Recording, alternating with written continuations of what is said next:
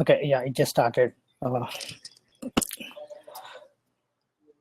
Okay, just give me a second and I'll start.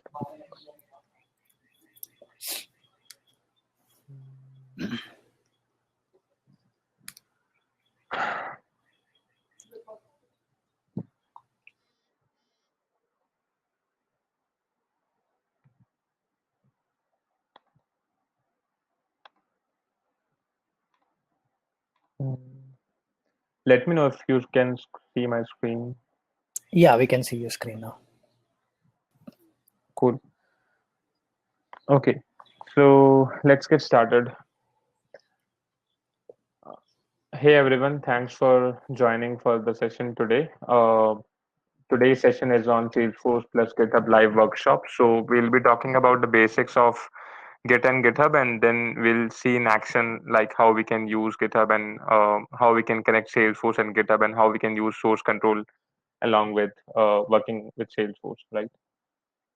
So a little bit about myself. My name is Rahul Malhotra. I'm working as a senior Salesforce developer at Manus Technologies.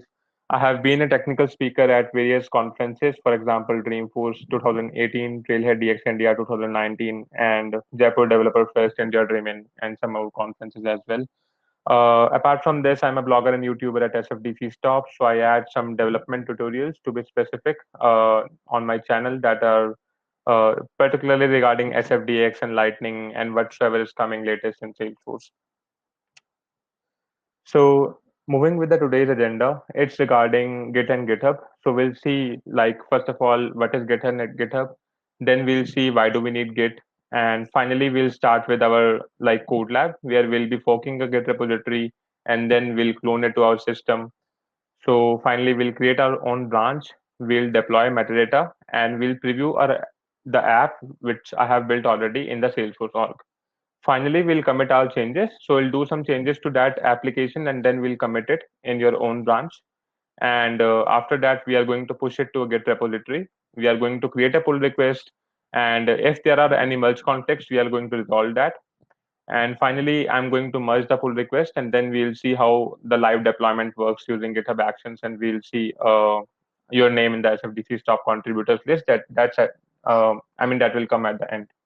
After that, we are going to see some common Git commands, and then we can have a question and answer session for resolving common queries that you may face while doing the code lab. Okay. So let's start with the introduction to Git and GitHub. Many of persons whom I have met, they usually think that Git and GitHub are the same thing, but these are not. Git is something different and GitHub is something different. So let's see what Git is and what GitHub is. So if I talk particularly about Git, Git is an open source distributed version control system. So basically Git helps you to keep versioning of your files. For example, if you upload a file to Google Drive, then you can upload the file with same name again and again, and you have different versions of that particular file, right? So Git is basically a version control system where you can keep versioning of your files. And if we talk about GitHub, GitHub is a code hosting platform for version control and collaboration. So it lets you and others work together on projects from anywhere. So basically, let's say if you are working on a project and I am working on the same project, so we can work on our own systems and we can collaborate in real time. And all our code, or let's say all our files, are stored at a single central location or server. And that server, or you can say a code hosting platform, is GitHub.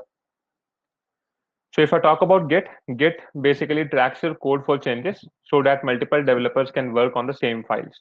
As I told you before, that it keeps the history of all the committed code that you can consider like in versions, so that it's easier to get back to a previous version if needed. So let's say you are doing a change and you have built a basic functionality and then you are adding one more feature to it, but somehow that feature is causing problems in the current implementation, so you want to get reverted to the previous version of the code, you can directly get back to it in a single click by using Git. If I talk about GitHub again, then GitHub provides a remote server where you can store your code and all the developers can refer to that server to push or pull the latest changes to or from their own local systems. So that basically means that you are working on your own machine, I'm working on my own machine, and we have a single source of truth that is stored on the server, and we can directly push our changes to that server, as well as we can pull the changes with whichever is latest from that particular server to our own machine, right? Now the question arises is, why do we need Git? So there are multiple advantages of Git that I'm going to list here right now. So the first advantage is to keep a single source of truth instead of code at multiple places and environments. So if I talk about myself as well, when I started working on Salesforce, there were some projects where multiple developers were working on the same org, I should say. So everybody is using like developer consoles, and they are sometimes it happens that both the developers, let's say two developers, are working on the same file. So in case you have saved that particular file with your own changes, and it is going to override someone else's changes because he has already saved that file earlier than you. So in order to keep a single source of truth instead of having code at multiple places or environments, and to ensure that there are no code conflicts between the developers, because it may be possible if two persons are working on the same file, then the changes which are done by one person may override the changes of other person, right? So the third point is to enable the developers to revert a change and go back to the older version. This I already talked about. Like if you want to go back to a previous version, you can directly go to it by using it. The fourth point is to enable the developers to work on different versions of the same repository at the same time. So this basically means that, for example, you are building a product, okay, and you have a base product already created. Now there are two different features that you want to work on simultaneously. So you can keep that base product as a you can say version one or as a base, and then you can kind of run two versions simultaneously. Let's say 1.1.1 and 1.1.2 because both are going to be version 1.1 at the end. So you can work on two different versions of the same repository at the same time, and later on you can merge those versions. The last point is to ensure that different versions of our code base are stored securely and they can be accessed easily at any point of time. So you don't need to worry about what will happen if my machine is not working fine, or if there's some technical issue in my laptop, let's say, because all your code is stored at a central location in the server of GitHub or Bitbucket or Azure, any kind of I mean server that you are using. So you don't need to worry about the security of that code. Okay, so that's a little bit introduction about Git and GitHub. Let's jump onto the code lab and let's see how we can, I mean, perform various Git commands, and we'll do everything from beginning to the end. So these are the steps that we are going to follow in our code lab. The first one is forking a repository and then cloning a repository and then creating branch, and then a lot of steps are there. So I'll go through each of these steps one by one. And if you have the prerequisites already prepared in your local environment, you can follow me side by side. Although I'll request everyone to follow side by side so that we can see how much progress you are making, because the purpose of this code lab is you can follow side by side along with me so that you can also learn by doing stuff, right? Okay, so I just want to see how many people we have in here. So currently there are seven attendees. That's fine. Uh, do all of you have the prerequisites already set up in your laptops or in your machines? Can you just confirm me once on the chat? I just want to know how many people can follow me side by side while I'm doing this. So I have mine, Rahul, just in case. Okay. Mm, no worries, Ritika. And Praveen, Saurav, Joseph, can you just confirm me once?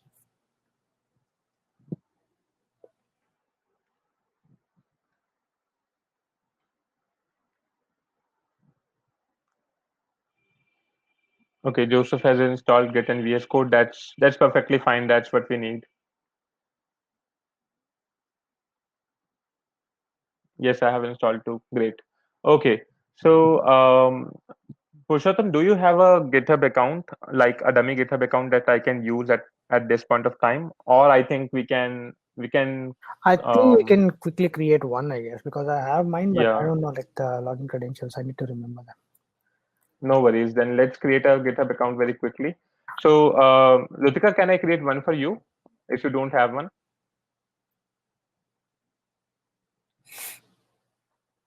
Mm, Sure. Okay, that's perfectly fine. Thank you. So I'll be doing this code lab on behalf of Rutika right now. And Praveen and Saurav, you can follow me side by side, and Joseph as well, as I'm doing this. Okay. Let's just create a GitHub account very quickly.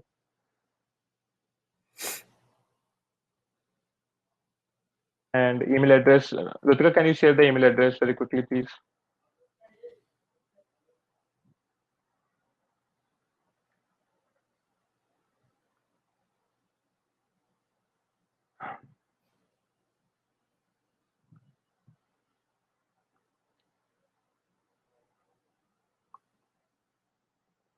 Thank you so much.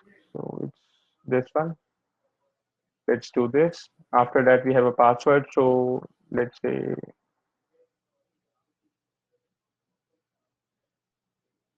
this is fine. Mhm. And we can create an account. Okay.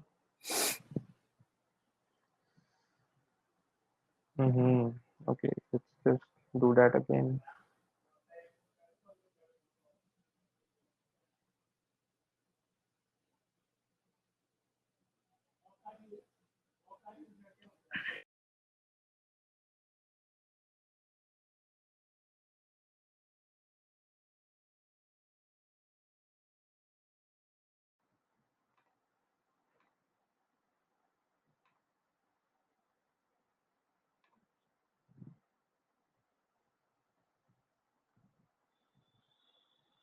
Okay, so right now I have an email account that I created for Ritika, and I'm going to follow this code lab by using her account. So you can follow me side by side.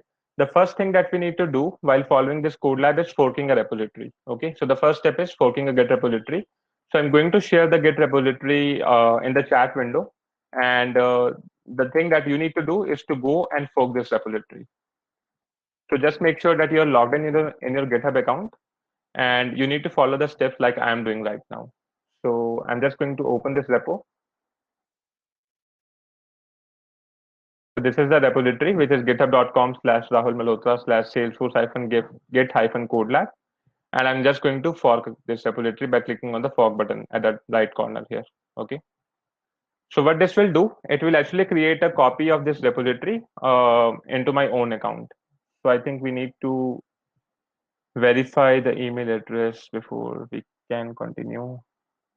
Um, Let me just change the email to a dummy email address for now. I think it will be good. Mm, Although I haven't used it. Let's see. Mhm.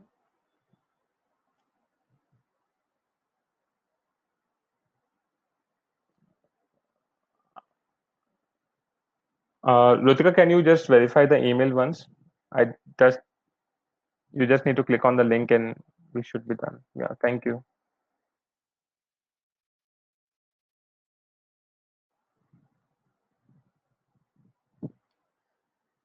And guys, as you are done with the steps, just let me know in the chat window that I'm done with this particular step, and then we can move on to the next step, right? So I hope everyone has forked the repository till now. Just let me know in the comments if you have done.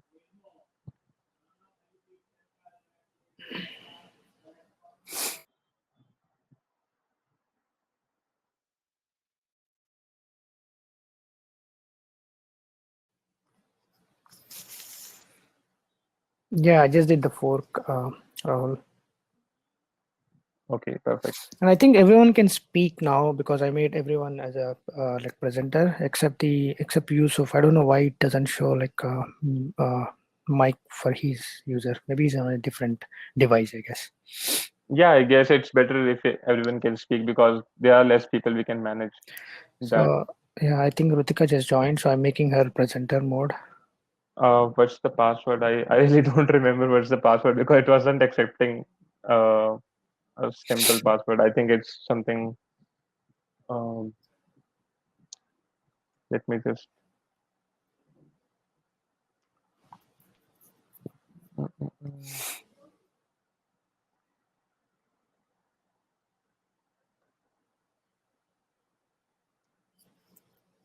I'm sorry, I don't really remember the password. Can you just reset the password again, Rutika, and tell me what it is? I was about to keep a note of that, but I forget. Thank you.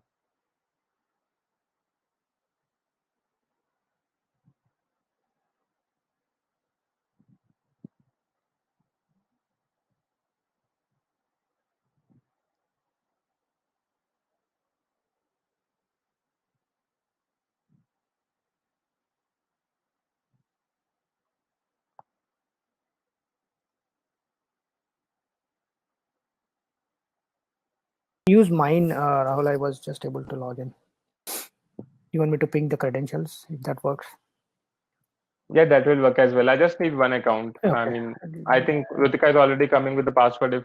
If she can come, that's also fine because mm, let's just try this one.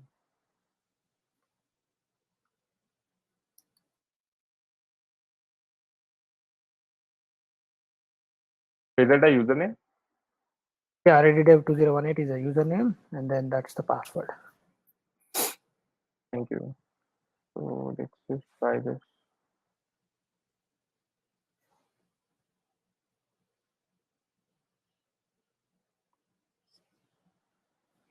Okay, so the passcode is going to be 073462. 07346. Okay, perfect. Thank you. So I'm just going to use this particular account because I can't use mine as I need to merge the pull request as I'm the author of the repository right now. So let's begin. Once you have forked the repository, you will have it as this. For example, this is the forked repository and it is showing me a message like this is forked from Rahul Malhotra / Salesforce Git code lab, right? So we have the forked repository, and that simply means that you have a copy of the original repository under your own account that you can directly use. Okay. So, guys, I think you can speak if you have forked the repository. It will be easier for me to understand whosoever is able to follow and whosoever is not able to follow as well.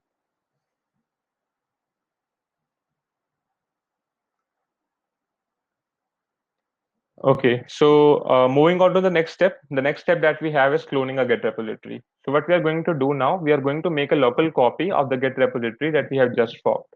So this is the Git repository that I forked. So in order to clone the repository, you just need to copy the URL from here. Just click on this code tab and copy the URL from here like this. And then you can move on to your environment. I mean, it can be any folder, anything, and you just need to clone the repository by opening the terminal. So for example, right now I am in this particular folder. So I'm just going to write a command which says git and then clone, and then I'm going to paste the repository URL over here. Okay. So just use this command git clone and then the repository URL and then press enter. So what it will do, it will create a copy of the repository into your own local machine that you can use. Okay. So right now, if you see, I have a new folder created named as Salesforce-Git-Code Lab. So this is the folder that's automatically created for me as I clone the repository. And now I can open this folder and I can use it. So let's just quickly open this folder. So it will be Salesforce-GitHub Workshop and then this, and we are good to go. So right now I'm considering a scenario that there is already a repository present at GitHub or Bitbucket or any other server. I just cloned it, and now I'm going to set up my own org. I'm going to push all the code to my org, and then I'm going to make some changes, and finally I'll create a pull request. Okay. So once you have cloned and forked the repository, you will have it on your own system, and you will see a lot of changes here. For example, if I just go to the main Force app folder, I'll have some Lightning components, I'll have some classes, I'll have some LWC components as well. Okay, so there are a lot of things that are there in the folder, but I'm going to push it to my on org first, and then we'll see what we can do. So I think we have some messages. I have forked the repo. I can't unmute my audio due to some reason. That's perfectly fine. Just let me know. And if you can speak, just speak up and let me know if you are facing any issues. Otherwise, I'll just continue with the code lab. Okay. So the next own branch. So once we have forked the repository, we have cloned the repository to our own machine. The next step that we need to do is creating our own branch. So creating a branch basically means that you're creating a copy inside your own repository as well. So for example, if you have used any kind of project management tools like Jira, so in that case, what we can do for each particular user story, if we have linked Jira with Bitbucket, we can just click on create branch symbol that's on the right side of the issue, and it will automatically create a branch for you. So it is asking that which is the master branch or the main branch that you want to copy while creating a new branch. So in order to create a new branch, you can just go to your folder that's there. So you can do it by two ways. Either you can use VS Code itself for creating a branch. So in order to use VS Code, you can just go to the source control option from the left hand side. For example, it's on the third number for me, source control. And then you can click on this, and then you can go to branch, and then you can click on create branch. Okay. So by default, right now it's on the master branch. So if you see at the top, what should I say, at the bottom left corner, it is showing me the branch it is on. So right now it's on the master branch. Either you can click this as well, it will also work. You can get an option to create new branch from here as well. Otherwise, you can just click on this and then branch and then creating a new branch. Okay. After this, it will tell you what is the branch name, and whatever you give the branch name, it will consider the master branch or the current branch that you're on as the main branch, and it will create a copy of this branch with a new name, and that name will be whatever you are giving here. So let's say I'm working currently from Ready Dev 2018 account, so I'm just going to say that my branch name is Ready Dev. Okay, and I'm going to press enter.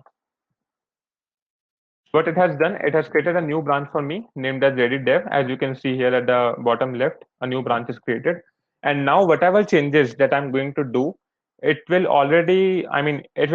only be in this particular branch itself. It won't affect anything in the master branch. So you don't need to worry about like what will happen if I'm making some changes and I'm committing something. You can directly create a new branch and do anything that you want to do in your own branch, and the main code that you have in the master branch or in the QA branch or any kind of other branch that you have, that will remain as it is.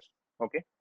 In order to verify that which branch you're on, you can also use command line. So I'm going to tell you both the steps here.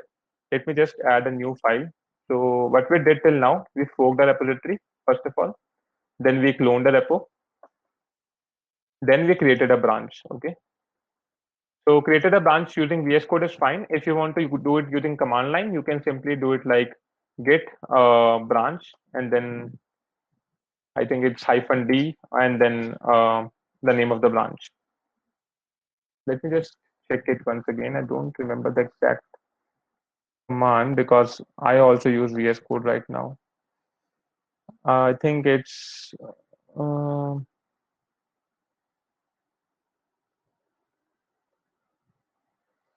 okay. Let's just forget about it. I think it's -b and then the branch name that you have.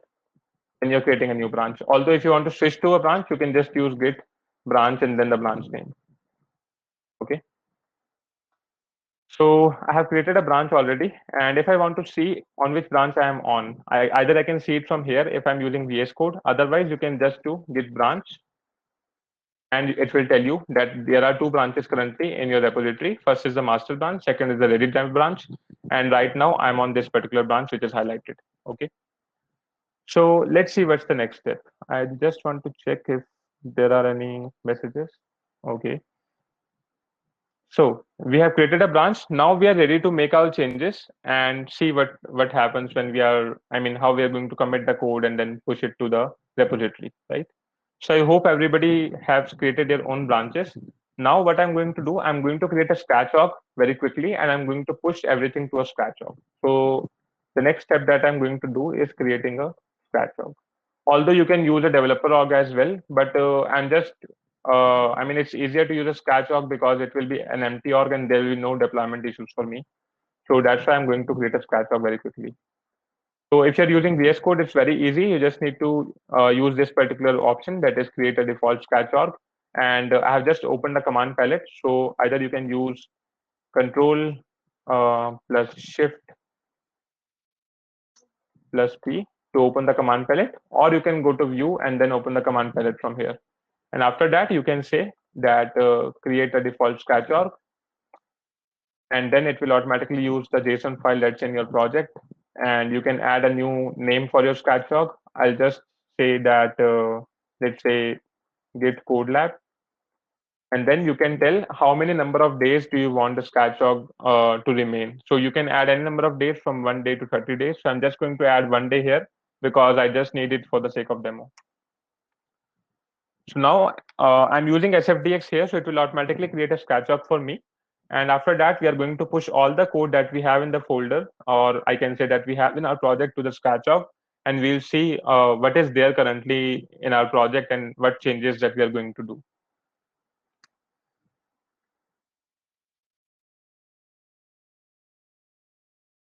Okay, so any questions till now, and are you able to follow me side by side?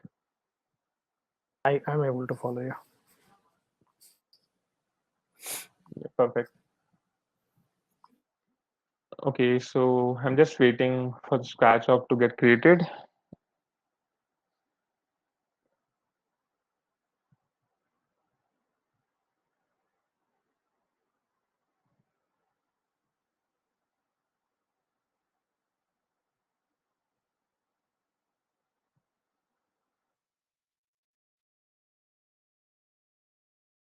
Okay, so my scratch org is created now. Let's just open it quickly. And also, I'm going to push everything that's in my project to my scratch org. So I'm just using the command that push source to default scratch org so that I can push everything that's there in my scratch org.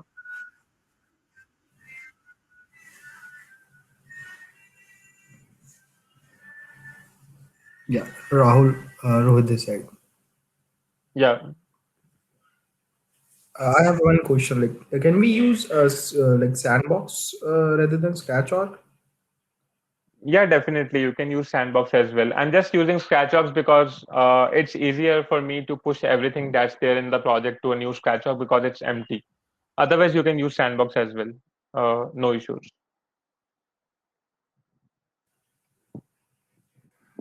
Okay, okay, thank you. You're welcome. Okay, so I have my ScratchOp here. Let me just check if everything is deployed or not. So let's just search for Epic classes because my source is pushed. So I should have some Epic classes right here.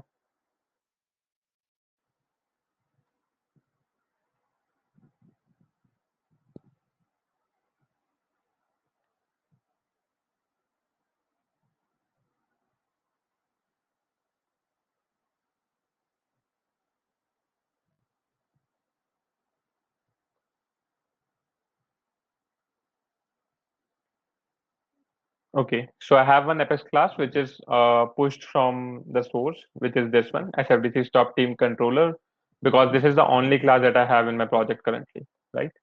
So let me show you what it is, like what, and then we'll see how we are going to make some changes. So I'm going to open the Visual Force page. I've just created a Visual Force page and I have hosted that on a public site. So I'm just going to preview that to show you what that Visual Force page is actually, and then I'm going to make the changes. So let's just preview it quickly.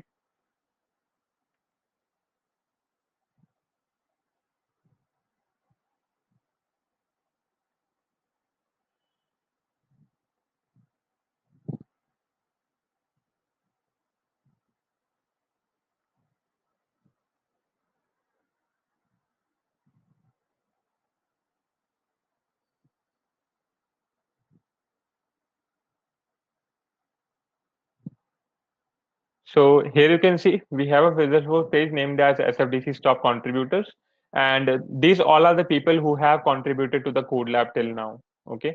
So right now, what I'm doing, I'm using this particular account, ReadyDev account. So I'm going to contribute with my name. Let's say I'm going to contribute as Ready, and then once I have done all the contribution, I'll have a card for me as well, named as Ready, and then contributed on a particular date, and then a Trailhead profile link like we have there already, right?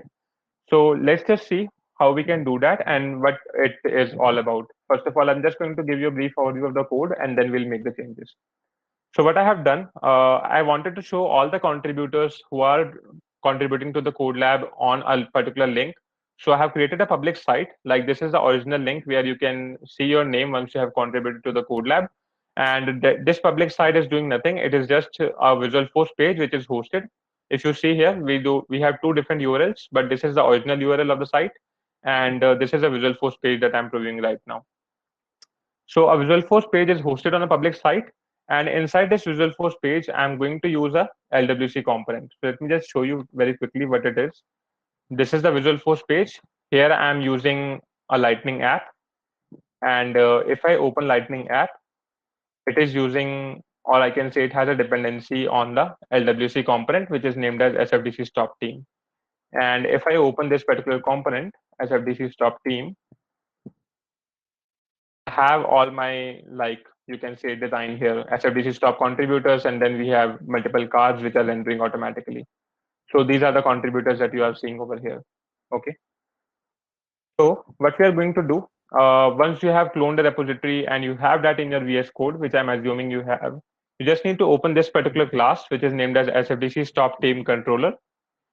You need to move to the end of this class, like the last line, and then you need to have an entry over here. For example, if I start from here and I end it here, right? So I can just copy this particular entry and I can add my own entry over here. So the first thing that you need to enter is your name. So let's say I'm adding an entry named as, So I'm adding an entry named as ready. After that, I need to add some profile image, or let's say some any kind of image that you want to share. So right now I'm going to use the image that's associated with the GitHub account. So let's say this is the image that I'm going to use. So I'm just going to copy the URL from here and I'm going to paste the image URL here. Okay. After that, I'm going to use like what is the date? What is the current date? So I'm saying that the current date is, let's say it is 13/03/2021 on my side. And then I'm going to add a Trailhead profile URL. So you can also add your Trailhead profile URL at the end. Reddy, can you just share the Trailhead profile URL for me? I'm just going to add it right I'm here. gonna ping it in 1 second. Thank you. So we'll add a Trailhead profile URL, and once you have saved this particular file, you will see that you have a contributors card onto the actual Visualforce page that we have already built. Let's just wait for the ID, and we'll have an entry over here at the end named as ready. Yeah, I pinged it on the chat. Thank you. So let's just copy this quickly. And I'm going to enter it here. Okay. I'm done with this. I'm going to push everything to my Scratch.org. So it is automatically pushing the source to my Scratch.org. And then I'll see if the changes that I have done are good or not. So I'm just going to verify the changes in my Scratch.org. And finally, I'll commit it and I'll push it to the original repository. So guys, are you willing? I mean, are you following me till now, or do you have any questions? You can just ask me. To push it to the new branch we created, right? Not to the master branch. Yeah, I'm just going to push it to my own branch that we created. Right, okay. So let's just refresh this page and see if we have the changes that we did. Okay, so here it is. If you see, I have a new card automatically created because the data is coming from my controller. It is not using any Salesforce object as of now because multiple people are contributing and the deployment is done to my org directly. So that's why I have just hard-coded the things for now for the sake of demo. So I have added one more contributor named as ready. And this is the image URL, this is the date, and this is the Trailhead profile ID. Okay. So it is coming as this. This is the image URL, this is the name, this is the date, like contributed on, and then we have the Trailhead profile ID. Okay. So if I click on this, I'm just going to be redirected to the Trailhead profile like this. Okay, so let's do one thing. We are done with our changes and we are happy with this, that this is what I wanted and I have already done this, right? So the next step that I need to follow is to commit my changes, right? So if we just go back to the code lab, we have already created a branch we have deployed the metadata and previewed our app in the Salesforce org. The next thing that we need to do is to commit our changes in your own branch. So right now I have created a branch which is named as ready dev, and I'm on this branch itself, and I'm going to commit my changes. So whenever you want to commit your changes, you can also do it using two ways, either by using the command line or by using like the GitHub, or I can say, sorry, VS Code UI itself. So the next thing is to commit the changes.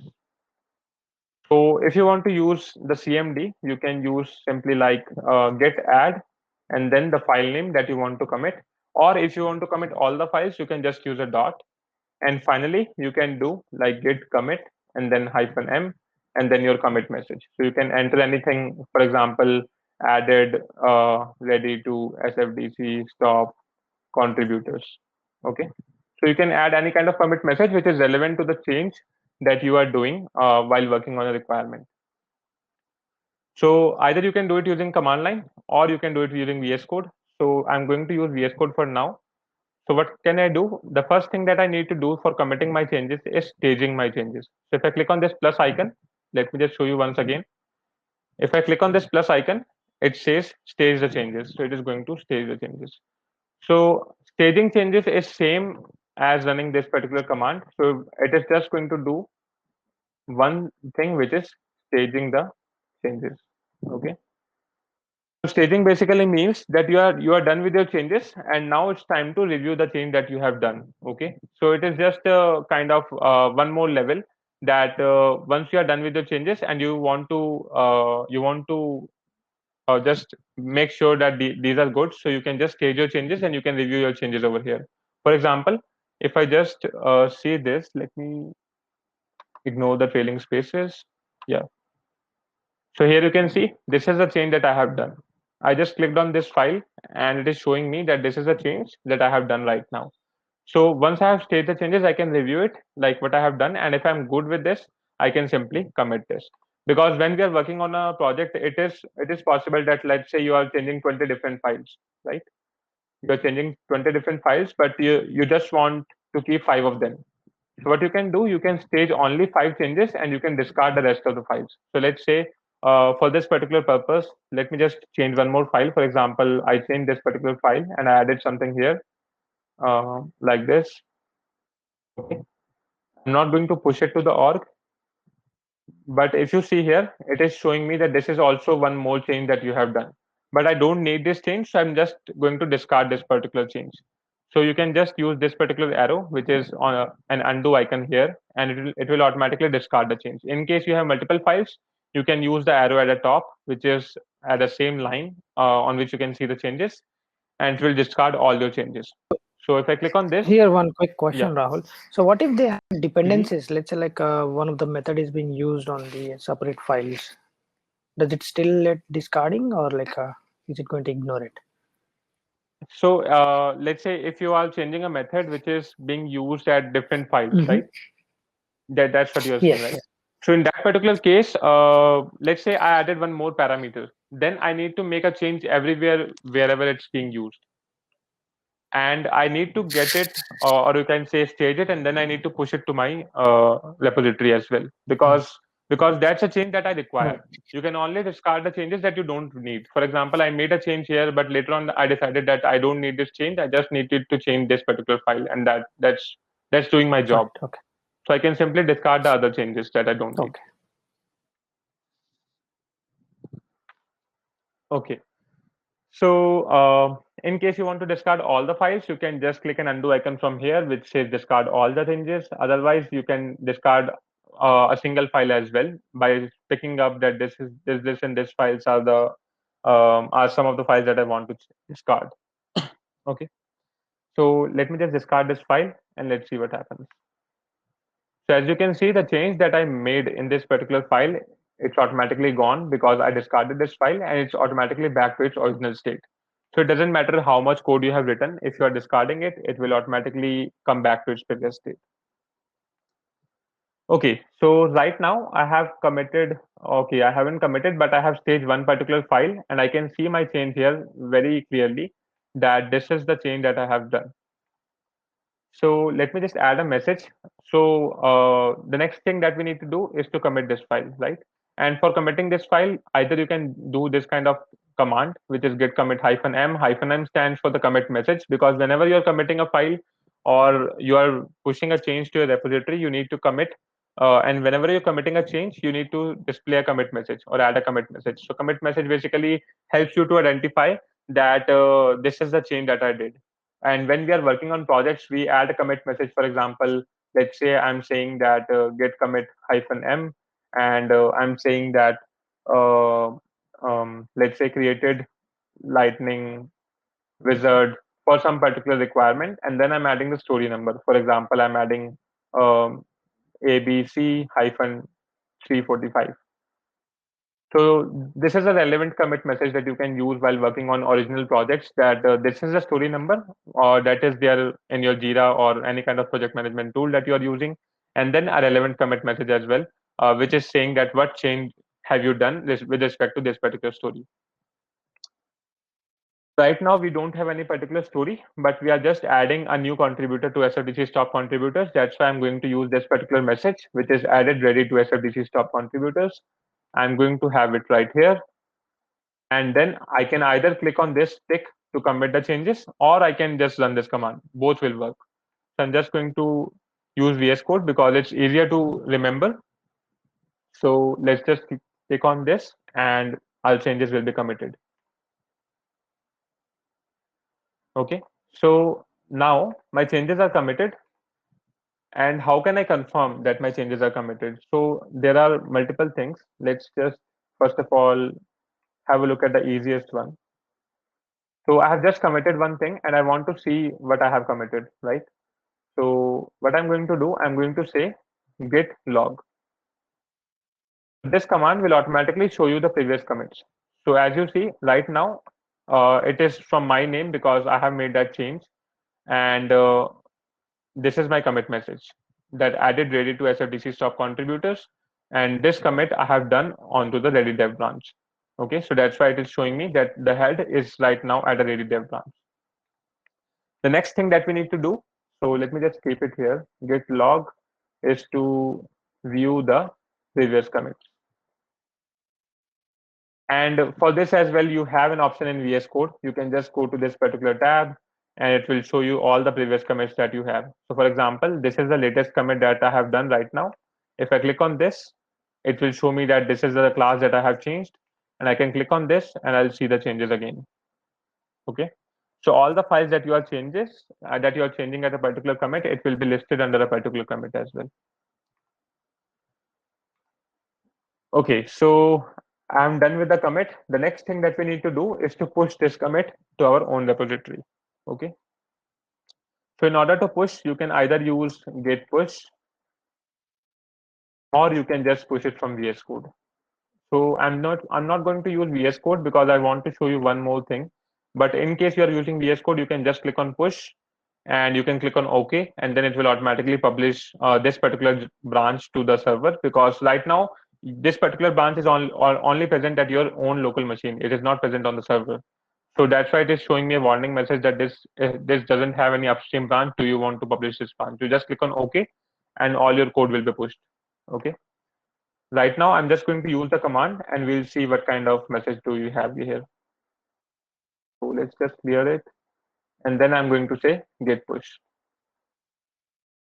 Now, if you see, I have a warning message and it is the same that we were getting in VS Code. It's just a different way of telling because we are using command line.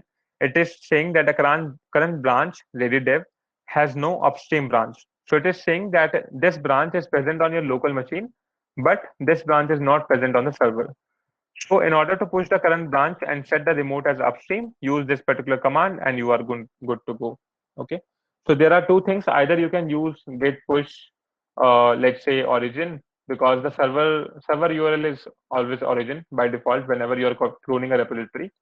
And then you can say my branch name is ready dev. So it will automatically push all the changes to the ready dev branch. But you need to do this again and again if you're going through this way. Otherwise, you can just set the upstream to the ready dev branch once, and then you can always do git push after this particular step. So I'm going to use the command above, which is given. Let's just do this. Git push set upstream origin ready dev, and we are good to go.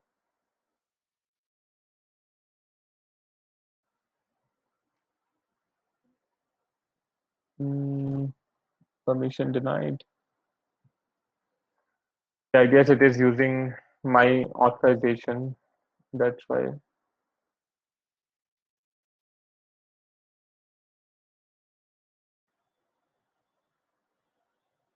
Yeah, it's using my authorization. Let me just try using VS Code if it works.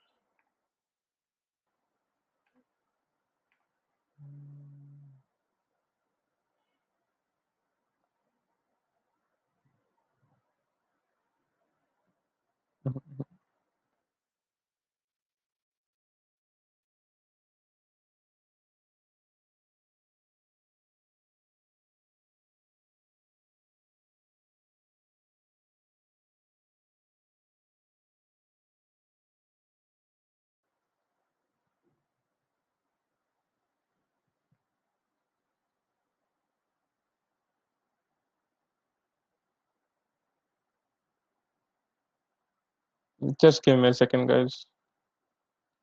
Because it is logged in automatically with my user, that's why it is not allowing me to push.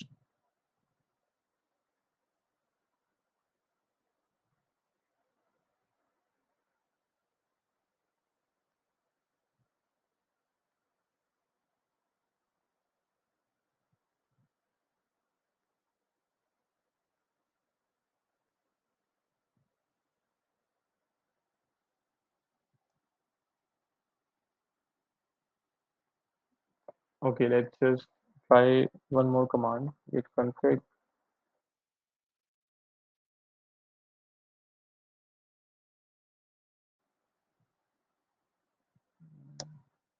Global user dot name. Let me just check it. Okay, so git config global, and then I'm going to say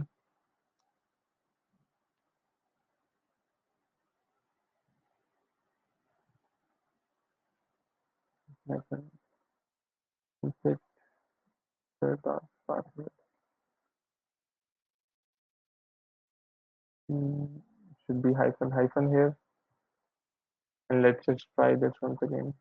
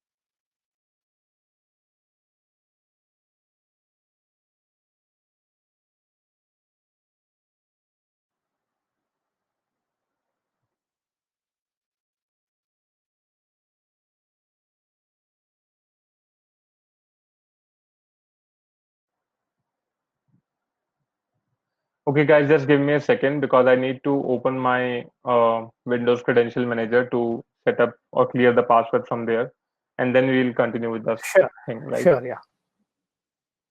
Because it's already logged in with my account and my password is stored there, so that's when it is not allowing me to push. Okay, okay.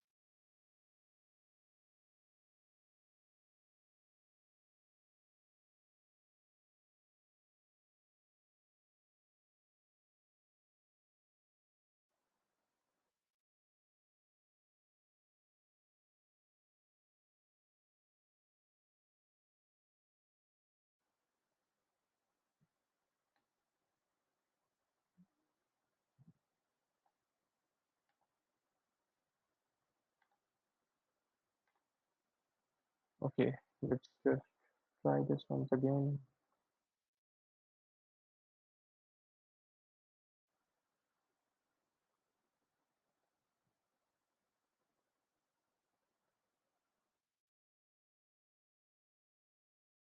Um, Let me share my screen again. I think we are good now.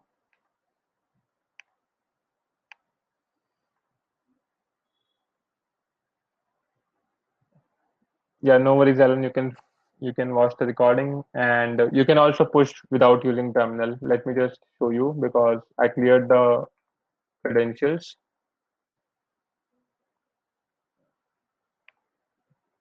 So if you're pushing without using terminal, you can just give me a second. You can just go to here and then you can click on push. Okay. So click on OK, and it should ask me a username and password. This is fine. So the username is, let me just check the username quickly. JDDev2018. Okay, 2018.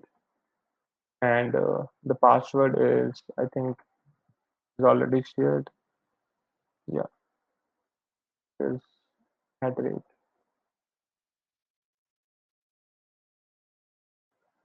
right now it's pushing the changes to my own branch, and I think it's done. Let's just check. So yeah, here you can see that it is showing me a message that Ready Dev had recent pushes less than a minute ago. So we have pushed the changes that we have done in our own branch to the server. And right now, my own forked repository that we have under this particular account has two branches. One is the master branch, and second is the Ready Dev branch. Okay. So you won't face the issue that I faced in my case because I had my credentials already set up in Windows and it was saved there. That's why I was facing some issues that I was not able to push using a different account. But as you're already using your own account, so you shouldn't see any kind of issue there. So I have made the changes. Let's just check first of all very quickly what are the changes. So in order to see the changes, you can just switch to this particular branch. And here you can see it is showing me a message that this branch is one commit ahead of master branch, which is there in the original repository. So what is the commit? I can see the latest commit over here, which I have done like 11 minutes ago. And if I open this, it is showing me the changes right here as well. So here you can see this is the change that we have done. And we are going to push it to the original repo right now. So we are done with the changes. And let's see what is the next step of the code lab.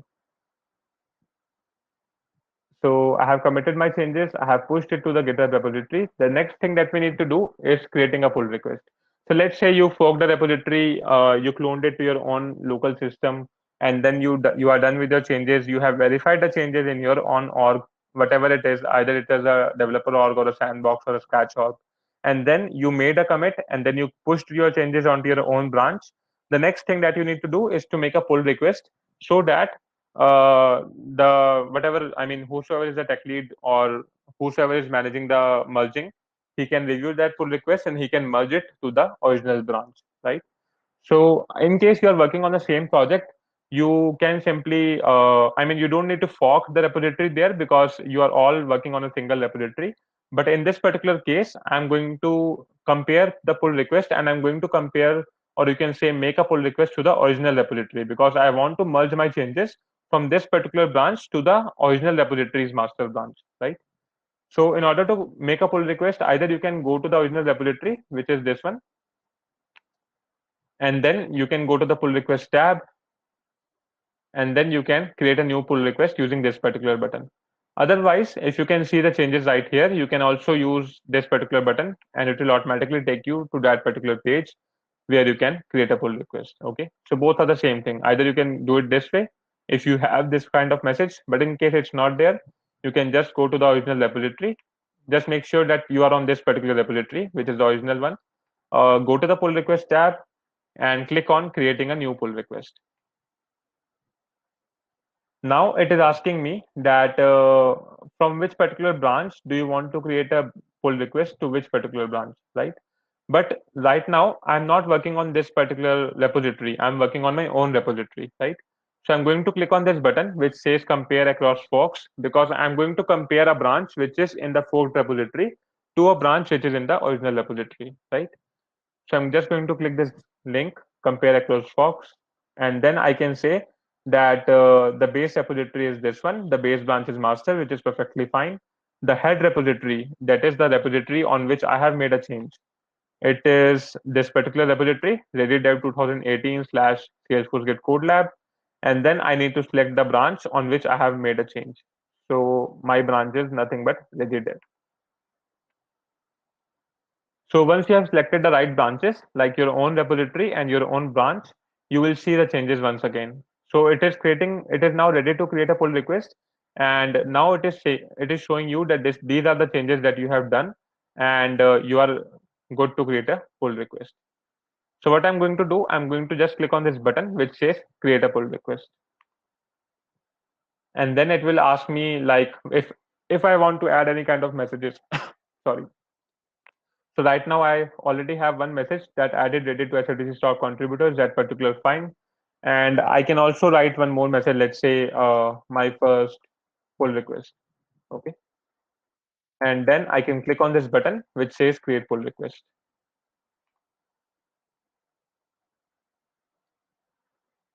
So right now you can see that I have a new pull request already opened here, which says added ready to SFDC stop contributors. And it is showing me that this branch has no conflicts with the base branch. So I can directly merge this. And in case I want to see that what is the commit, I can see the commits under the commits tab. And in case I want to see what files I have changed, I can simply see the files changed also under the files change tab. So here you can see this is what I have changed, and it is already there in the pull request. So in case you are following me side by side, you can create a pull request right now, and then we'll see the other steps of the code lab. And in case you have any questions, just let me know.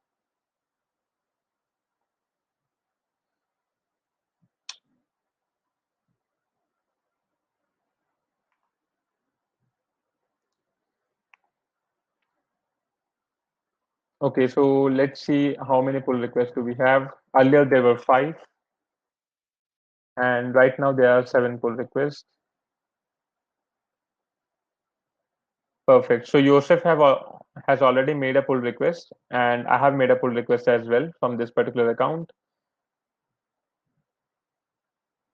And here you can see this is the pull request by Joseph. He has made a commit that added my profile, and he has changed the file as well. So if I just go to this, he has made a new change, and here is the profile link, and here is the Trailblazer ID. So this is a perfect pull request that Yusuf has made. Good work. And if you are creating a pull request, I can just wait for 5 minutes, or I can say 1 or 2 minutes, and then we'll see the next steps of the code lab. So the next thing that I'm going to do is to show you how we can resolve a merge conflict, because it is possible that all of you are changing the same lines of code, right? For example, if I go to this particular file right now, which is SFDC stop team controller, if you see, I have also made a change from line number 144 to 151. And it is also possible that you are also just, you have also copied and pasted it onto the same lines. So there is a possibility of a conflict, right? So now we'll see, in case you are facing a conflict, then how you can resolve a merge conflict. Let's just see if we have other pull requests. Right now we have 7.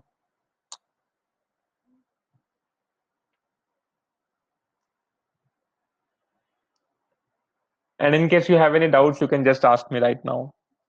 In the meanwhile, I'm waiting.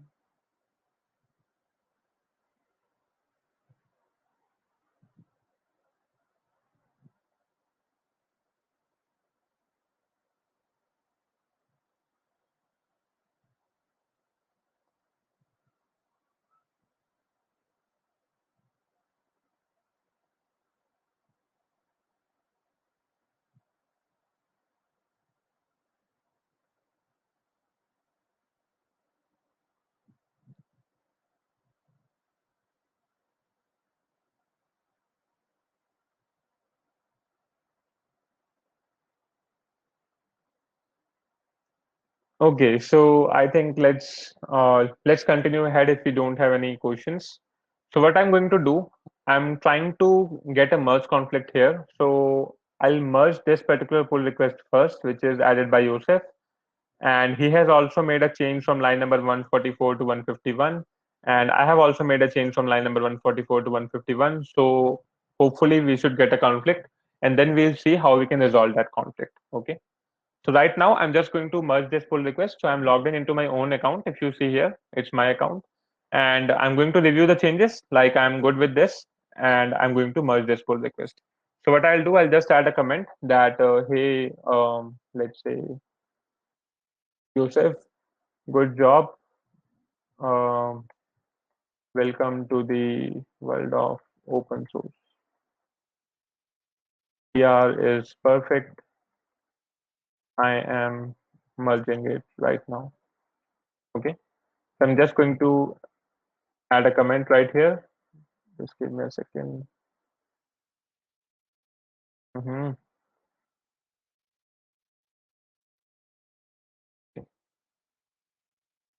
I'm just going to add a comment that this is fine, and then I'm going to merge it. So right now I can see while reviewing the pull request that this is a pull request is coming from this particular repository and it is merging into my master branch. So I'm good with the changes that Yusuf has made and I'm going to merge this pull request. So I can simply go to this and I can say merge pull request. So I'm going to merge the pull request number 25 and it is saying added Yusuf as a BC stop contributor. Let's just confirm this merge and let's see what happens. Okay, so I have merged the PR from Yusuf and then I can go to GitHub Actions and I can see what's happening. So if you see here, I have just merged a new pull request. And what this action is going to do, it's automatically going to deploy all the changes to my main org where we can see the SFDC stop contributors. So it will automatically deploy all the changes to my org and I can see another card here for Yusuf. Although Yusuf has made a change in his own org, I believe, but we'll see a card here once the deployment is done. So right now the action is running. Let's just wait for a second. Yeah, it has started. So it's automatically going to see what are the changes. It's going to deploy everything to my org, and then I'll be able to see the changes. Right now, it's just um, opening the repo.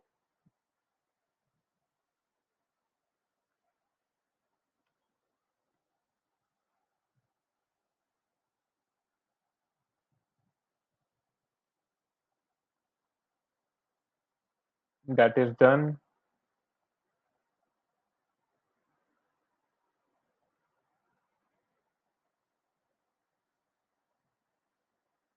I think the server is running a little slow today.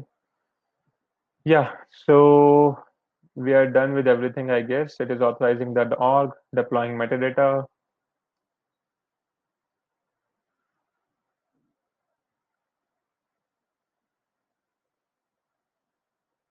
and that's done. So if you see, the merging is successfully done and the deployment is done as well. So if I just go to the main URL of my code lab, I can simply see that we'll have a new entry by Yusuf, and this is a new entry that he has just done. So we have another contributor onto the code lab, which is Yusuf, right? So this is how this code lab has been completed by Yusuf already. Now we are going to see, in case you are failing, or you can say you are facing a merge conflict, how you can resolve that. So let's see that as well.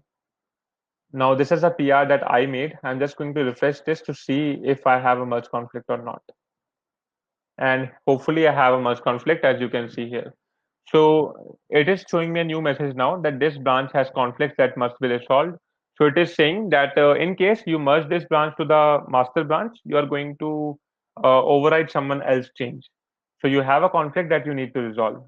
So if I see here, um, these are the changes that I have done, and there are conflicts that I need to resolve. So there are two ways again by which you can resolve a conflict. Either you can do it directly through GitHub, or you can also do it by using VS Code. So I'm just going to show you like what are the steps through GitHub, but I'm actually going to do it using Visual Force, or I should say VS Code, because in reality, when you're working on projects, it's easier for you to do it using VS Code because you can test it as well while making the changes. So in order to resolve the conflicts from here, like from GitHub, I just clicked on resolve conflicts button, which is there. And then I can see what is the conflicting lines, or what are the conflicting lines. So here you can see it is showing me that line number 144 is fine, 145 is fine, but these are the conflicting lines. This is what is there at the master.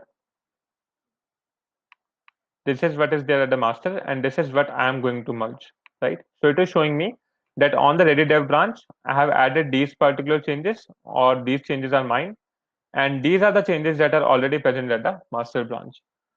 So you need to resolve this particular conflict, that either you can keep this, or you can keep this, or you can keep both the changes, but you need to take care of that nothing else is broken, right?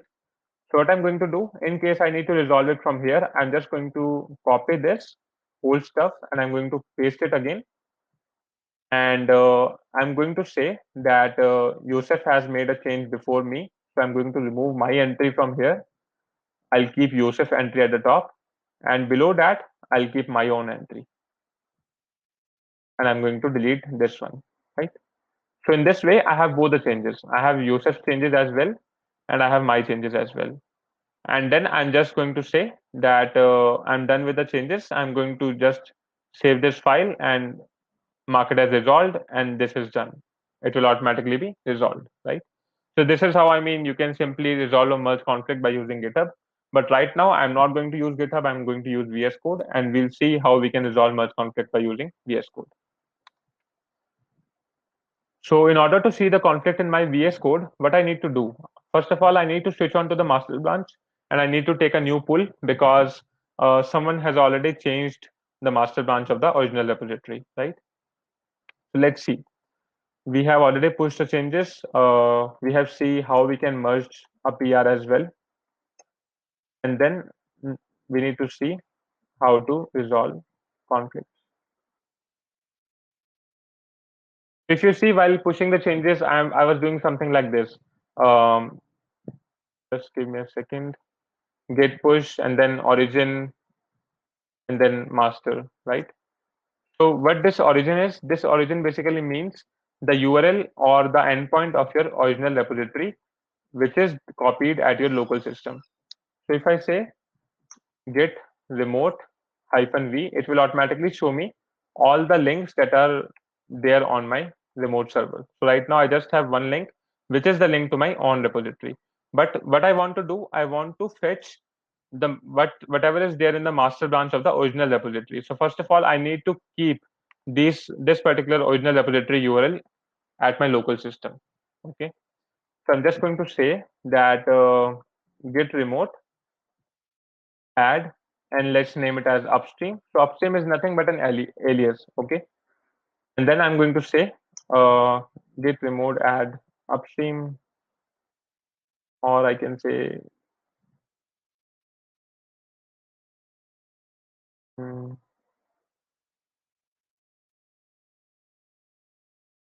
then the link of it, and let's say git remote -v. Here you can see the origin is already there, which is the link to my own repository, and upstream refers to the link to the original repository. Why I have saved the link to the original repository as upstream? Because I want to fetch whatever is there in the master branch of the original repository to my local system, right? Now, what can I do? I can simply, first of all, switch over to the master branch. So I'm on my own branch right now. I'm going to switch on to the master branch by clicking on this and then selecting master. So this is the master branch where I don't have my own entry. And then I'm going to say git pull upstream because I want to pull from upstream and then master. So what it will do, it will pull all the changes that are there in the upstream branch to my master branch, which is there on my local system. So I can say git pull upstream master. Otherwise, you can also do a git fetch. The only I can say difference is that fetch will pull the changes, but it will not merge it to your master branch, and pull will automatically merge all the changes from the master branch on the server to the master branch on your local system. So what I did, I just added an upstream server URL, and then I'm going to say git pull upstream and then master. Now I'm pulling all the changes that are there in the upstream master to my own local master branch. Okay. So what it will do, it will automatically add Yosef's entry right in here. So let's just pull this. And here you can see we have a new entry at the bottom, and it is the Yosef's entry. Thank you, Yosef. Right. So this is what I have right now in my own local master branch because I have already pulled the changes from the upstream branch.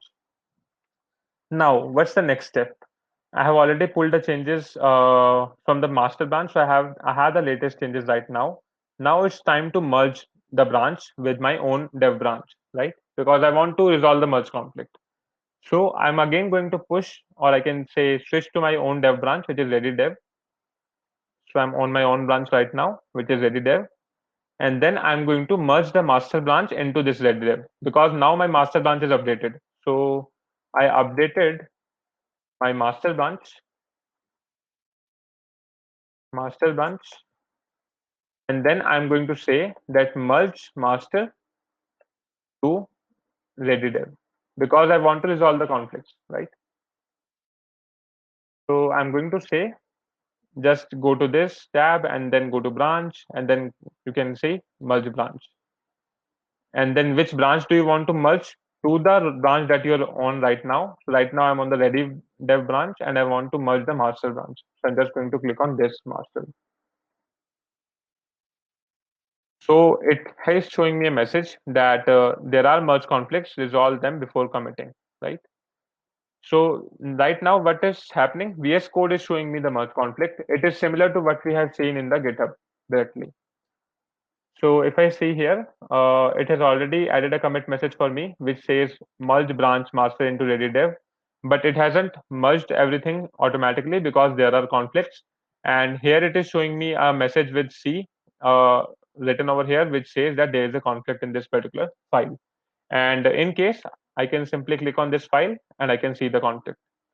So right now it is showing me that this is the current change that you have done, which is this.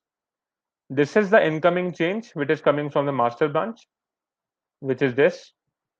Either you can accept the current change and remove the incoming change, or you can accept the incoming change and remove the current change, or you can accept both the changes together, right? So you can do any one of this. If you click on this, it will automatically accept the current change and remove this particular change, which is coming from the master branch. If you accept the incoming change, it will automatically remove your own change. Otherwise, you can accept both the changes if you want to keep both of them. So right now I'm going to click on this, which says accept both changes. So if I accepted both the changes, you can see that all the changes are added under the same SFDC stop contributors section. Why? Because if you see here, these lines are not conflicting. The only conflicting lines are these, because these lines are same, whether the change is done by Yosef or the change is done by me. These lines are same. Only these four lines are conflicting. So that's why it is only keeping these four lines together. But this is not fine, right? Because I want to keep both the entries separated. So what I'm going to do, I'm just going to copy this. I'm going to paste it above. So this is the entry of this is my own entry, and I'm going to copy this from the top and I'm going to paste it below. So this is the entry of Yusuf, and Yusuf's entry was already there, and I added my entry at the end. So I'm just going to cut it from here and paste it at the end, so that my entry is at the last. Okay, and then I'm going to save this file, and my merge conflict is automatically resolved. So after resolving the merge conflict, I can also push everything to my org and I can see if it is working fine or not. And if it's looking fine to me, then I'm going to commit it. And finally, I can merge the changes again by creating a PR. So let's just wait for this push, and I'm going to show you what are the changes that we have done. So let's see our Visual Force page. So the push is done. This was my change. Now I have pulled all the changes from master. I have pushed them as well. So I'm just going to refresh this page. So now I can see in my Visual Force page, I have two entries. This is the entry by Yosef because it has already done by Yosef, and this is the entry by me. Okay. And now I have both the entries. So that means I'm not overriding anyone else's code because I have already reviewed the merge conflict very carefully, and I have resolved that merge conflict as well. The next step that we need to do is to commit the changes again, because I have resolved the merge conflict, and then I need to commit the changes after resolving the conflict, right? So I'm going to keep the commit message as it is because it's fine. I'm just going to stage these changes by clicking on the plus icon again, or let's use the command line this time. So this time I'm going to use the command line. Let's say git add dot. So they are automatically staged. Now I need to add a commit message. So I'm just going to copy the message from here, and I'm going to paste it here. So git commit -m and then the commit message. Or you can simply click on this right icon with the message. Okay. So I'm done with the commit, and then I'm going to push the changes. So git push. It's automatically going to push all the changes to my ready dev branch because I'm on this branch right now.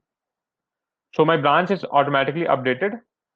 And once you have created a PR, so this is another thing to note that once you have created a PR and you are adding multiple commits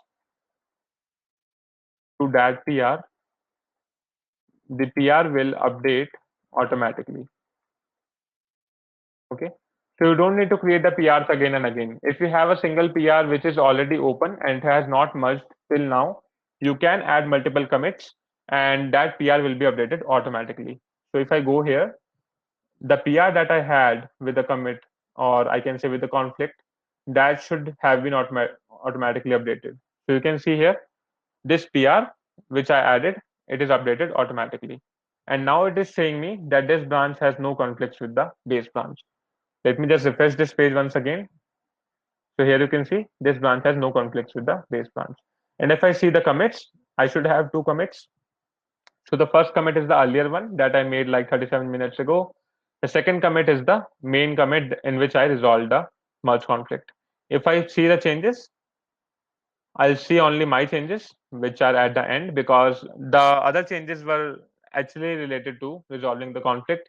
So that those are truncated, and only my changes are shown here because this is what I am actually changing. Because if you see the controller as well, I have kept the changes as it is, and I have added my changes at the last.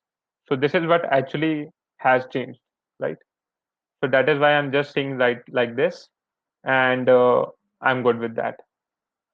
Although if you are going to see different commits, then you can see different changes as well. So if you see here, this is what I have done in this particular commit, merge branch master into ready dev. I have added this entry. So you can go to separate commits, but if you are reviewing the pull request, in that particular case, it will show you the end result. So the end result is this, that the merging has, matlab, the commits are resolved, and this is the final entry. Now let's see. So I'm on my own account right now.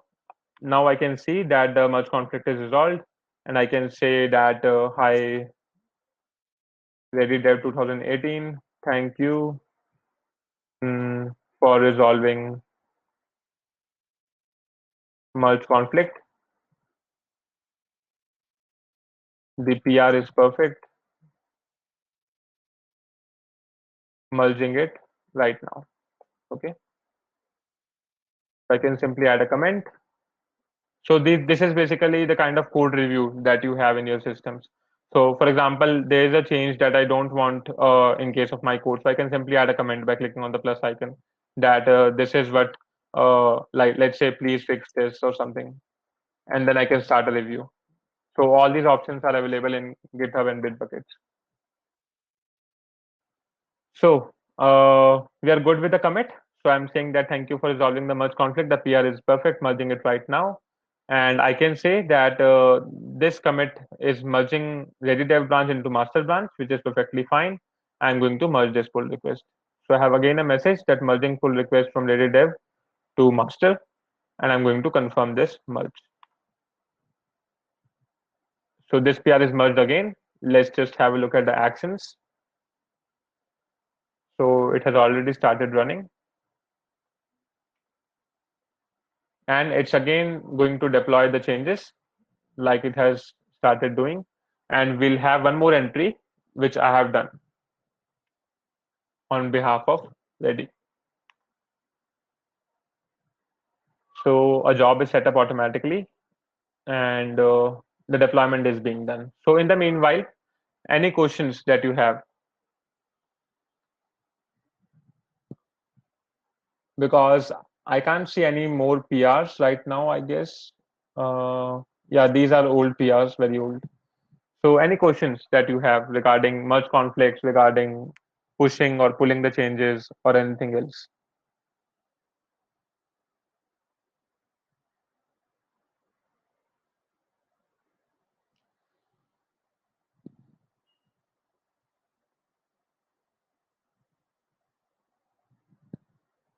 One is good.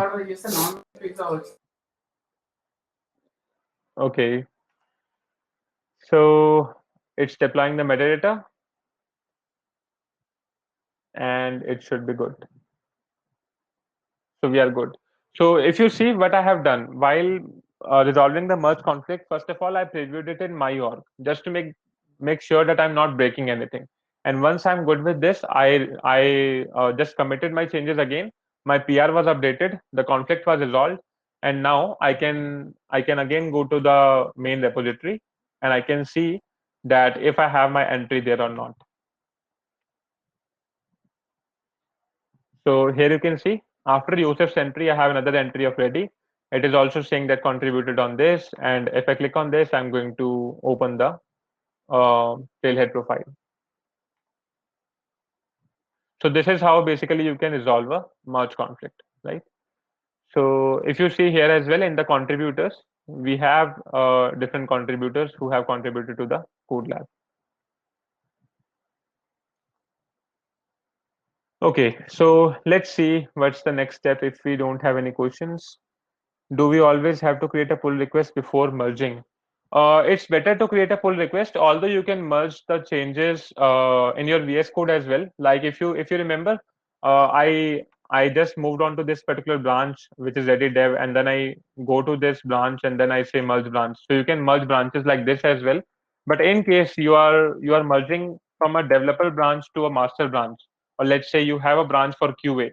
So in those cases, it's better to create a pull request because multiple developers are working on the same stuff, and if you're creating a pull request you can see if you are overriding someone else changes or not.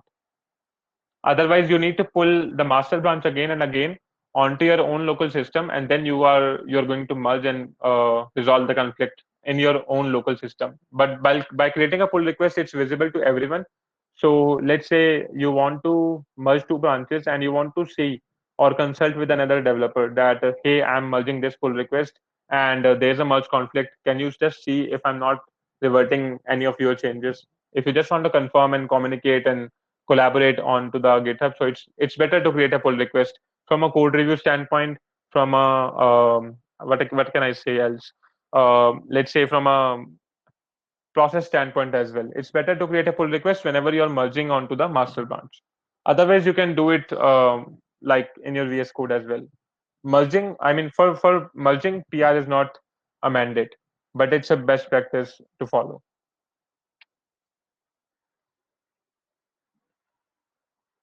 Okay, thank you. Thanks, Joseph, for contributing to the Code Lab as well. So let's move ahead. we already show how we can create a pull request. We resolve the merge conflicts. We show how can we merge the pull request, and we have also seen live deployment using GitHub Actions.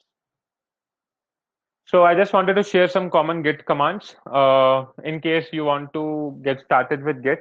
So let's say you have a project, but that's not really pushed to GitHub currently, because currently for this code lab we considered a scenario that we already have everything onto Git, right? So in case you have an empty folder, let's say your project folder, and you want to convert it into a Git repository, then you can use this particular command, which is git init, and it will automatically initialize the GitHub repository for you. Or I can say Git repository. So it should be Git here. Just ignore GitHub.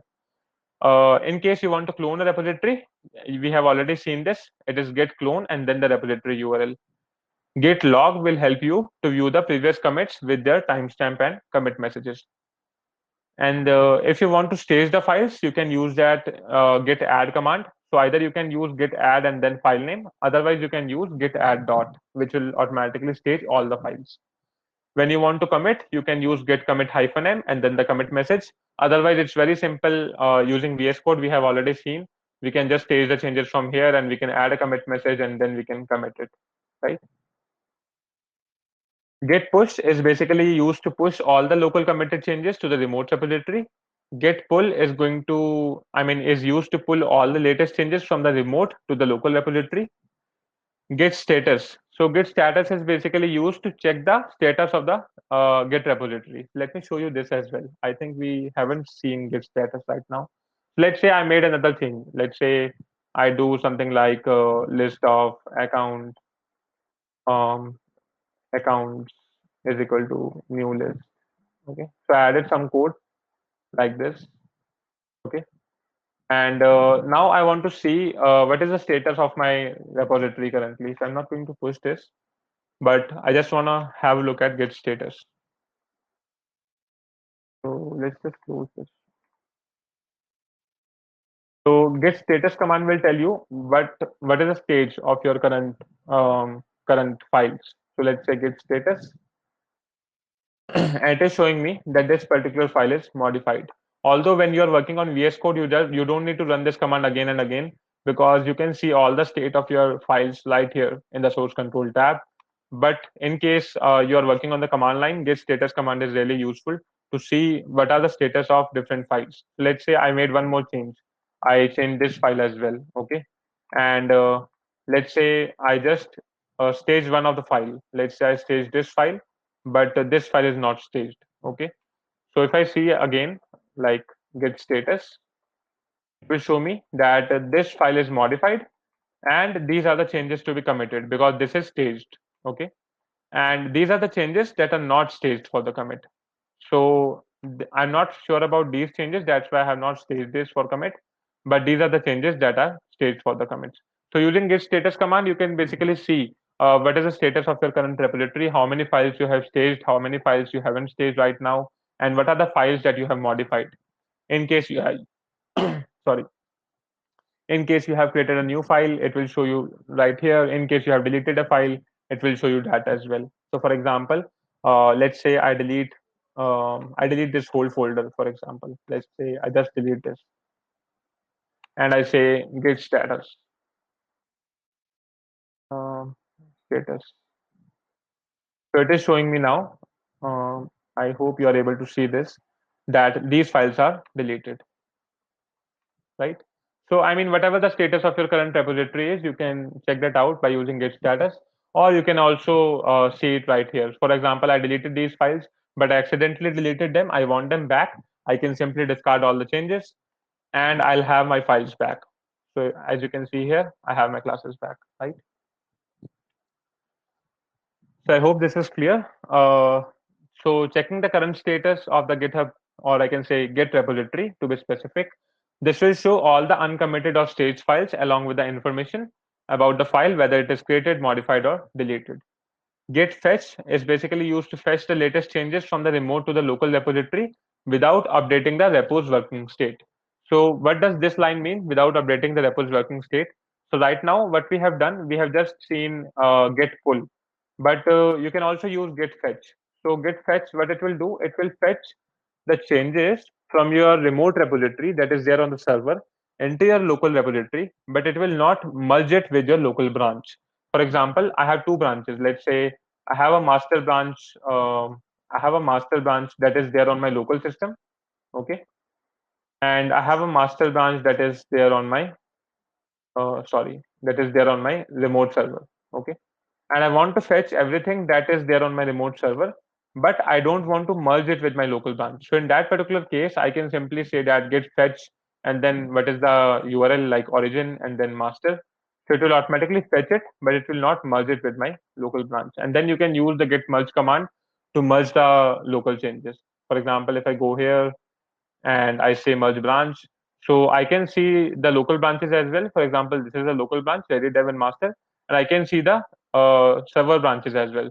For example, this origin Ready Dev, upstream master. So I can merge the Ready Dev branch in, into origin Ready Dev branch. So it will automatically merge the changes at that point of time when I'm merging this. So fetch will not merge, although if I say, let's say get pull origin and master, so it will automatically merge as well in my local branch. So this is the difference between pull and fetch. Fetch will fetch will fetch the changes, but it will not merge it. Pull will automatically merge it to your local branch as well. I hope this is clear. Like what is get fetch? It is used to fetch the latest changes from the remote to local repository without updating the repo's working state. That is, without automatically merging it into your local branch.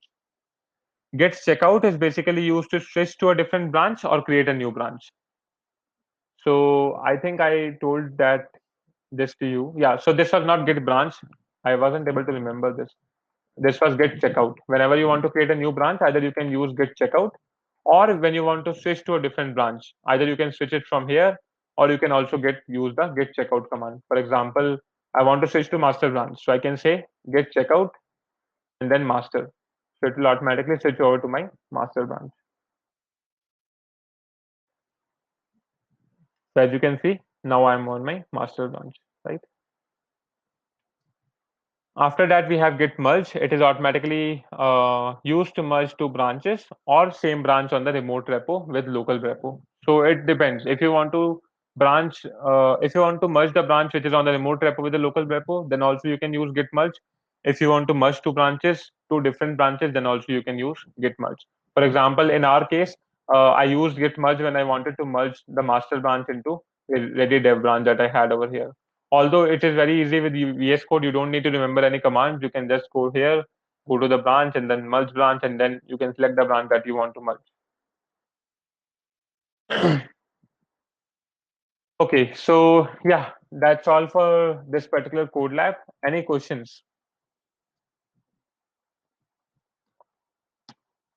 Although I think Joseph had most questions, so he already asked. So initially, we forked it from the existing like GitHub branch, right? So what if we wanted to like host a brand new one? Like we just like create a master branch and then push it to that initial branch? So do you want to push a new branch to your remote So let's say like repository? yeah, let's say like I don't have anything on my GitHub. Like let's say like my company got a new GitHub account, and then we have the project already implemented, and like I have all the source code. So how do we start from VS Code to GitHub? Because in this case, we started from GitHub to VS Code, right? Right, correct. So in that particular case, let me just show that to you quickly. For example, this is my GitHub account, and I want to push whatever is there in my repo, which is there on my local system. For example, this repo itself, and I want to push it to a new repository that I'm creating. Okay. So what you can do for this, you can just create a new repo first of all. Let's create a new repository. Let's say sf git code lab, whatever the name of the repository is, and let's say it's a public repository. I would suggest don't add any kind of readmes or get ignore files, because these will be already present in your folder. Or if you are initializing it from here, you can just skip these things, because if you are adding a readme, you need to take a pull first of all. So whenever you are creating a new repository on GitHub and you want to push something that is already there on your local system, don't create a readme or just ignore these options for now. because you can create them later on. Okay. So let's create a new repository. So this is my new repository, and let's say I have some code. So I'm not going to use this repo. Let's just create a new folder very quickly, and because it will be easier to understand that way. Let's just create a new. What can I do? Let's say, KDIR, what is the name? SF Git Code Lab, or let's say my folder, my repo. This is also fine. So I have created a new folder. I'm going to open it, which is my repo. The changes don't save. That's fine. So let's say I have this particular folder, okay, and I don't have any files. Let's say I'm working on a brand new Salesforce project, and I have some files of that particular Salesforce project. So let's say this is file one .txt. I'm just going to make some random files, okay. So this is file two .txt. So let's say this is my Salesforce project, and I have multiple files over here, and I want to now push it to GitHub. So what I can do, I can first of all initialize a GitHub repository.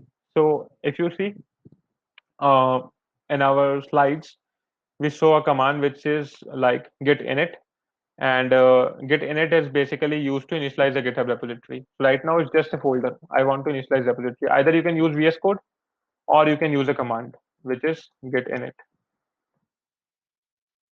So my repository is automatically initialized. So whatever folder that you are in, it doesn't matter whether it is a Salesforce project or it is any kind of project. You want to push it to GitHub, just use git init command to initialize the repository. Once that's done, you can stage all the changes all together.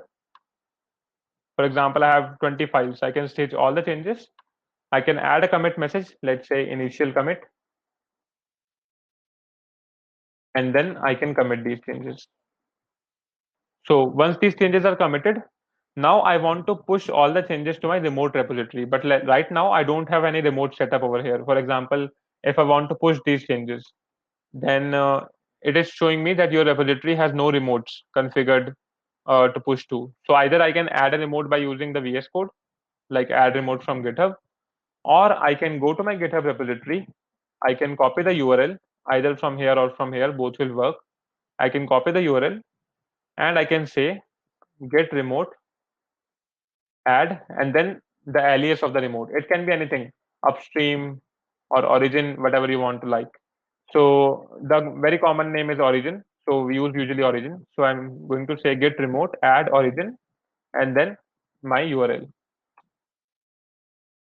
So what it has done right now, it has added a new remote URL, and now Git is aware of the thing that whatever changes that you are doing right now, you have to push it up to this GitHub repository. So let's say I do git remote -v, it will show me the remote URL. So I have my origin URL automatically set up, and then I can say git push.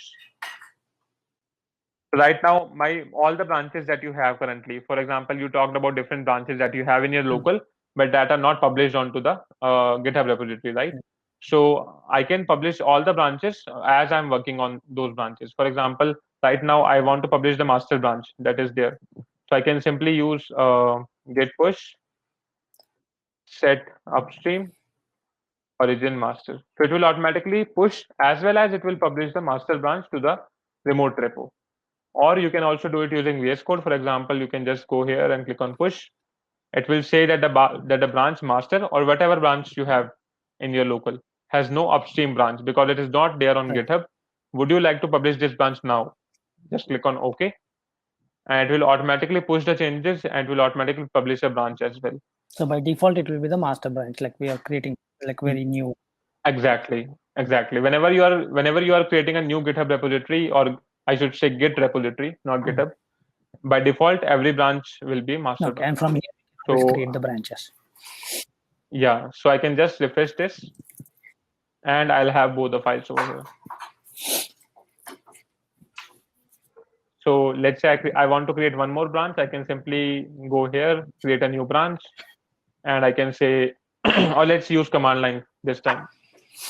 So git checkout -b my branch, and it will automatically create a new branch and will copy everything that's there in my master branch to this new branch, Okay. Yeah, and it because I'm currently on my master branch. So it has switched to a new branch, and then I can say, let's say I made some changes over here. Let's say -1, and I made some changes as well, -2, and I can commit these changes very quickly. So changes for my branch, and then I can push these changes. So it is again asking me that this branch is not published. Do you want to publish it? I want to publish it. Yes. So it will publish this branch. And this warning is only coming for the first time because that branch is not there on the remote. Now you can see I have two branches. One is master, one is my branch. If I see the files in my master branch, which is file1, file2, then the contents are different. This is file1.txt. This is file2.txt. But if you see the contents in the my branch, so it will be file1.txt -2 because it's my branch. And in this case as well, it will be file2.txt -1 because it's my yeah, I'm branch. seeing the changes in GitHub. Yeah, so that's how you can publish all the branches as you are working on, because main branches are hardly 2 or 3. Either it's master or it's UAT or it's QA, like that. So you can publish those branches one by one, and as you are working on different branches, you can publish those as well. Right, right. Okay. Okay, I think looks like Karutika and Girish has some questions. Okay, so can master repo have multiple branches? If yes, what happens when we pull master repo? All present branch will get into our local branch, and if we have same branch in both the repos. So, Rutika, when you are starting with the project, let's say we started with this code lab, right? So what we did, we cloned the repository. So cloning a repository will automatically get all the branches to your local system, whatever branches that you have. It will automatically get everything to your local system. Okay. So it's not about master repo; it's about master branch. So if you have master branch and you even if you have multiple branches, so the answer to your first question is, if you have multiple branches onto the what can I say, repository, it will, if you're cloning it, it will copy everything. But if you have it already in your system, you need to take a pull, and then it will fetch all the branches, or you need to take a fetch, git fetch or git pull, then it will fetch all the branches. And if yes, then what happens when we pull master repo? When you pull master repo, or I should say master branch, it will pull all the changes that you have in your master branch into your local branch. Okay. All the present branches will get into our local branch. All the present branches will get into your local repository.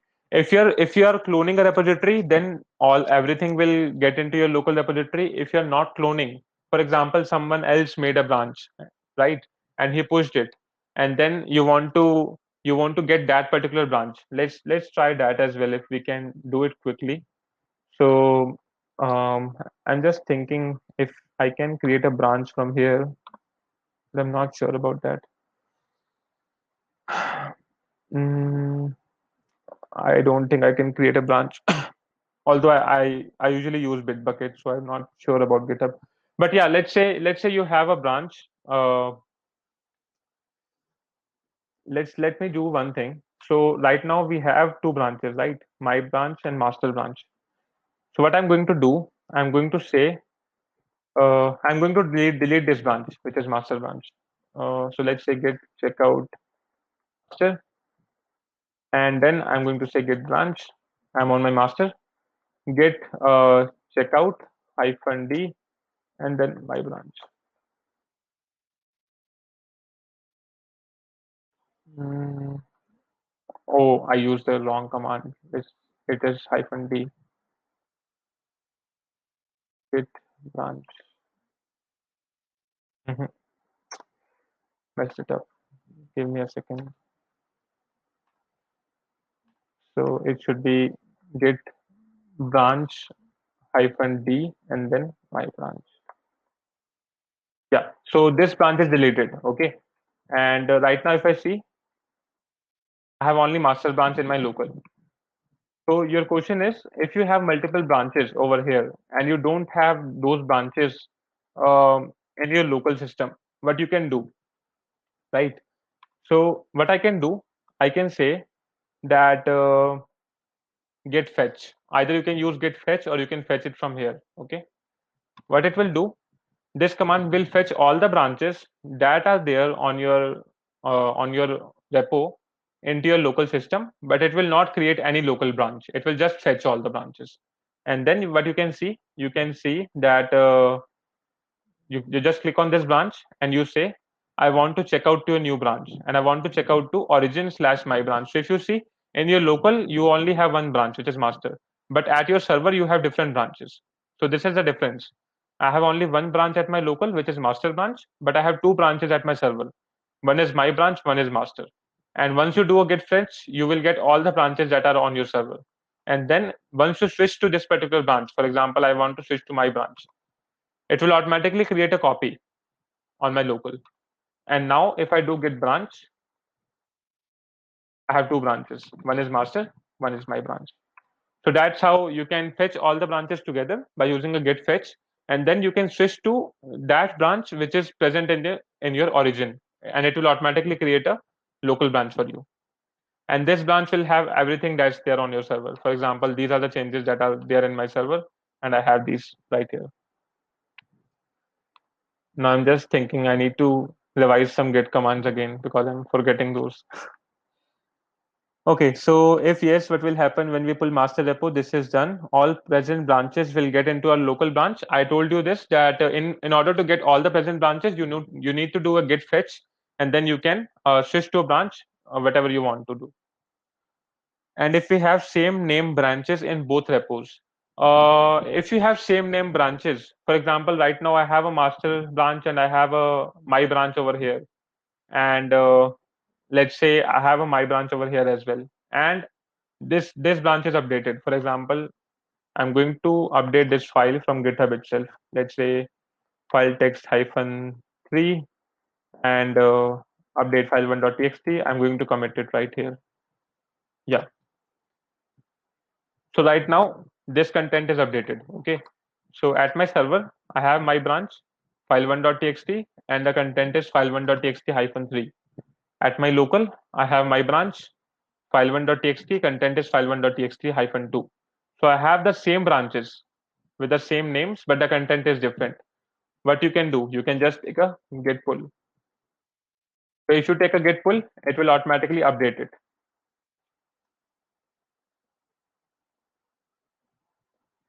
As you can see, this is updated, right?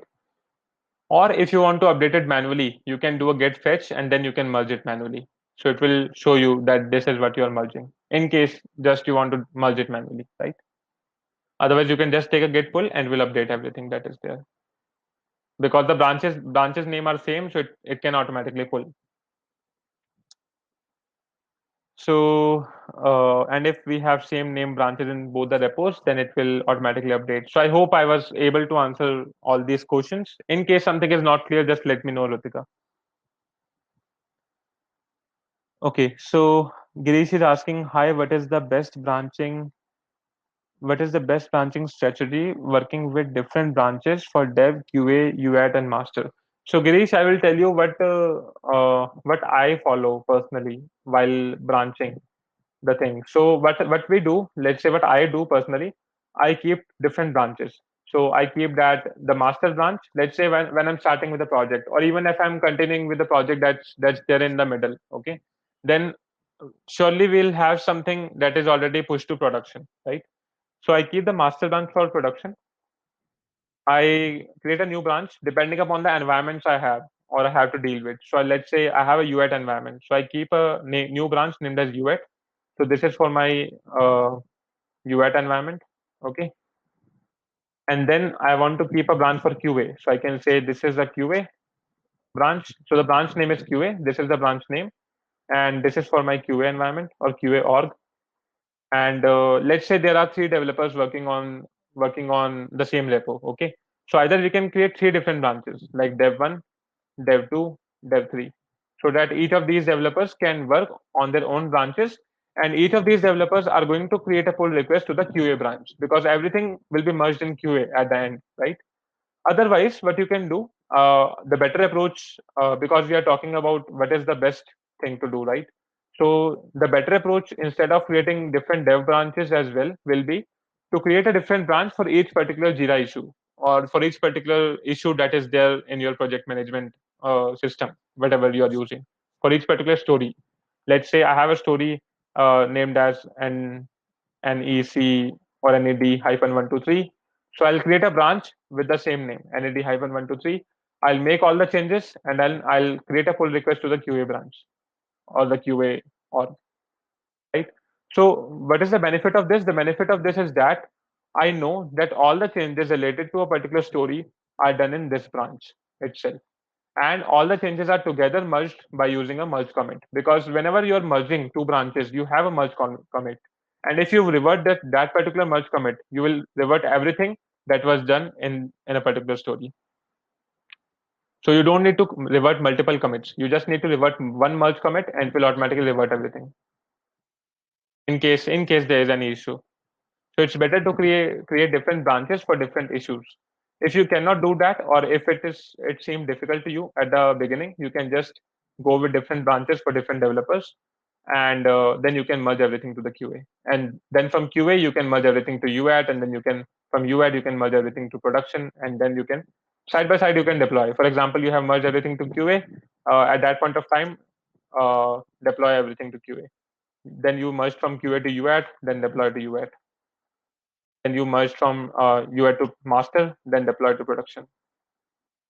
Because all of these branches will have different what can I say, different code in simple language. Yeah, so different changes that are there, and all these branches are independent of one another. So it doesn't matter if you have let's say deleted everything in your QA branch, it is still preserved in your UAT branch, so you don't need to worry about anything.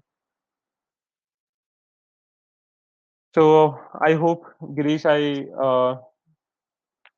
resolved that issue. Yeah, thank you. Thanks, Rutika, for the questions. Thanks, Girish, for the questions as well. So any more questions do you have? I guess also, can you talk about CI/CD, Girish? We would need another session for CI/CD. I can just give you a brief overview if you want to have a look. Right now, I mean, for CI/CD, basically the main thing that we have is a YML file, which is a kind of script which is running at a background. So, for example, whenever I'm pushing to my master branch, this script is running at a background, and it is deploying everything to my own org. So this is my org where I have created a public site, and it is showing the list of SFTC top contributors. So CI/CD is basically creating scripts and hosting them onto the server so that everything can be deployed automatically, and you don't need to worry about deployment. And on different actions, whenever you're pushing to master, whenever you're committing something, you can run different kind of checks. For example, I want to see whenever I create a PR that if there is any deployment issue or not. So I can just do a validation, or I can just validate my changes into the QA org as I created a PR to QA org. I hope I'm making sense. And as I'm merging everything to the QA org, then the actual deployment will occur, and it will automatically deploy everything to QA. So that's what the concept of CI/CD is all about. But we need a different session for that if we want to talk about this. So okay, let's move ahead. I guess we are almost done.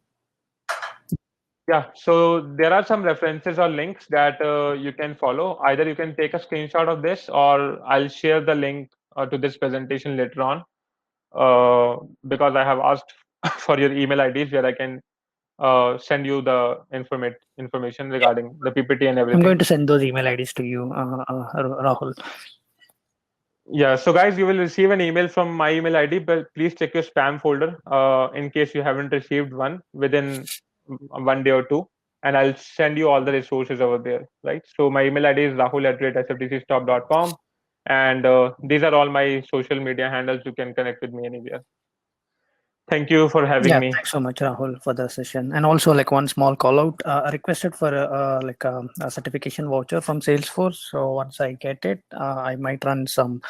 And like I'm gonna pick like one person from this group, and then the voucher code. So please look out for that as well. Oh, that's amazing. Yep. Thanks again. Thanks for your time. Okay, thanks guys for joining. I hope you liked the webinar.